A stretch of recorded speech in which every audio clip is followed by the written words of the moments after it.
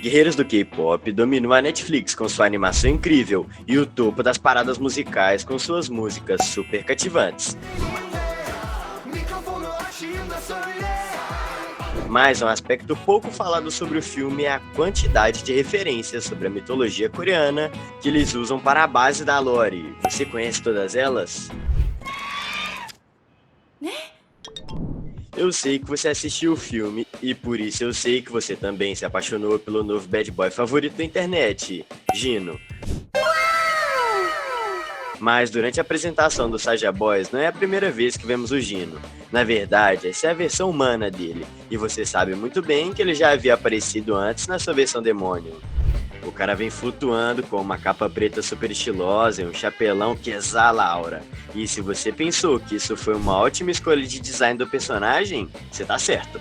Essa vestimenta pertence à entidade conhecida como Josang Saja. Na mitologia coreana, o Josang Saja é conhecido como ceifador de almas, uma espécie de mensageiro da morte que aparece para guiar os espíritos depois que alguém morre.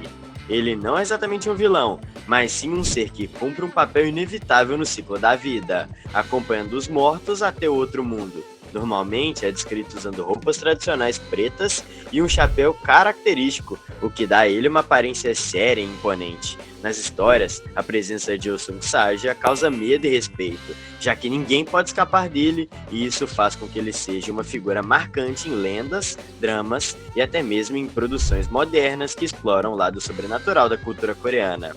Então, façam suas preces, assinem o canal, pois essa foi apenas a primeira referência da mitologia coreana que usaram em Guerreiros do K-pop. E este é o canal Planeta Teen. Se você lembrar do começo do filme, conhecemos o primeiro trio de caçadoras de demônios que iniciou a tradição do Homun. E a líder delas usa uma roupa bem parecida com a de uma figura essencial na mitologia coreana, a princesa Bari. Ela é uma das personagens mais queridas nessa cultura coreana, quase uma heroína de K-drama. Sua história começa triste. Foi rejeitada pelos pais ao nascer porque eles não queriam uma filha mulher. Mas anos depois, quando o rei e a rainha adoecem, só ela pode salvá-los. Bari parte numa jornada até o submundo em busca de água da vida, enfrentando desafios dignos de protagonista de série. No fim, além de perdoar os pais, ela ainda se torna uma guia espiritual, ajudando almas e seguindo seu caminho. A trama de Jin-woo em Solo Leveling também lembra muito a dela, já que ele também vai ao inferno buscar elixir da vida, capaz de curar sua mãe. Bem incrível, né? Se você viu o filme e também se apaixonou com o tigre azul de expressão engraçada e o passarinho estiloso de chapéu cheio de olhos, pois é, isso também é uma forte referência da mitologia coreana. As pinturas Jacques Rodin são um clássico do folclore coreano, retratando sempre um tigre e um magpie, aquele pássaro cheio de olhos. O tigre representa força e autoridade, mas nas pinturas ele aparece como expressão meio boba, quase engraçada, como se tivesse perdido um pouco da sua seriedade. Já o pássaro, chamado magpie, simboliza sorte e boas notícias. Então, quando ele aparece ao lado do tigre, a cena acaba virando um contraste divertido entre poder e leveza. Essas imagens eram muito usadas como amuleto de proteção e também como mensagem positiva, lembrando que mesmo diante da força e do respeito, sempre existe um espaço para esperança e boas energias. E você também pode mandar boas energias para a Netflix fazer logo o segundo filme, digitando nos comentários a hashtag K-pop. Na cultura coreana, a luz do sol não é só um detalhe bonito do dia a dia, ela simboliza cura, força e renovação.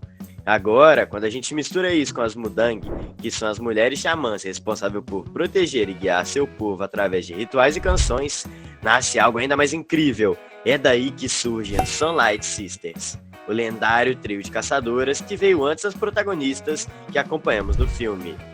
Elas não eram apenas guerreiras habilidosas, mas artistas que transformaram sua música em arma, usando a própria luz solar como um escudo contra as trevas. Imagina um show de K-pop onde cada nota pode expulsar um demônio. Era mais ou menos assim que as irmãs agiam. Um grupo que unia espiritualidade, poder e tradição, criando uma lenda que até hoje ecoa na mitologia do filme. E a Celine, a mentora da Rumi e que ajuda ela a esconder sua marca de demônio, era a líder desse grupo, junto com outra personagem importante, a mãe da Rumi, que sinceramente não sabemos nada da sua história e nem quem é o demônio que foi seu pai. Quem você acha que pode ser? Será que é alguma entidade mitológica também? E quando a gente volta para essa ideia de gerações lutando lado a lado, como acontece com a Rumi e as Huntrix, Dá pra ver que o filme bebe direto da mitologia coreana de um jeito muito empolgante. Um dos conceitos é o dos Cheon-in, que são meio humanos, meio celestiais, quase como heróis que carregam dentro de si um poder divino. Do outro lado, temos os Dokaeb, que são esses demônios travessos parecidos com goblins, que vivem enganando e testando os humanos. E o mais incrível de tudo isso é que isso se conecta com a própria história da Rumi. Sua mãe fazia parte da Sunlight Sisters, que representavam a luz e a pureza, enquanto seu pai era um demônio, trazendo a sombra e a tentação. Ou seja, a luta dela não é só contra as criaturas lá de fora, mas também contra essa dualidade que existe dentro dela. É como se o filme transformasse a própria mitologia em algo vivo, refletido nos conflitos pessoais da protagonista. A barreira protetora que as Huntrix criam em suas músicas não é apenas um detalhe bonito do filme, mas sim uma referência direta à mitologia coreana. Esse poder é conhecido como o Portão das Almas, que representa a fronteira entre o mundo dos vivos e dos mortos. É justamente essa passagem mística que impede que as trevas atravessem para o nosso lado. E o mais interessante é que esse conceito é o mesmo que a Homun que elas invocam nas batalhas, mostrando que o filme trabalhou uma ideia ancestral em algo visualmente poderoso e cheio de significado dentro da trama. E existe uma barreira entre eu e você que é muito fácil de superar. Basta clicar no botão de se inscrever para quebrar essa barreira e impedir que o demônio do algoritmo derrote o canal. E falando em barreira da alma, existe um conceito profundamente enraizado na cultura coreana chamada Han, que é a ideia de traumas, marcas e cicatrizes emocionais podem ser carregadas de geração em geração. Isso não é só um simbolismo, as marcas no corpo da Rumi representam exatamente essa herança de dor e aprendizado. E a luta das caçadoras também entra nessa narrativa. Elas formam um trio escolhido de geração em geração, com a missão de manter o Homun ativo e proteger a humanidade. É como se cada batalha que elas enfrentam carregasse séculos de história, mostrando como o passado, presente e futuro estão conectados de forma intensa e cheia de significado. Na mitologia coreana, os Guixin são basicamente os fantasmas do folclore, espíritos de pessoas que morreram com assuntos inacabados ou emoções tão intensas que não conseguem descansar. Eles aparecem em histórias, contos e até em festas tradicionais, sempre com aquela aura meio assustadora, mas ao mesmo tempo cheio de significado cultural. No universo de K-pop Demon Hunters, o vilão principal é o maior de todos os Guixin, e o nome dele já dá até o recado, Gilma.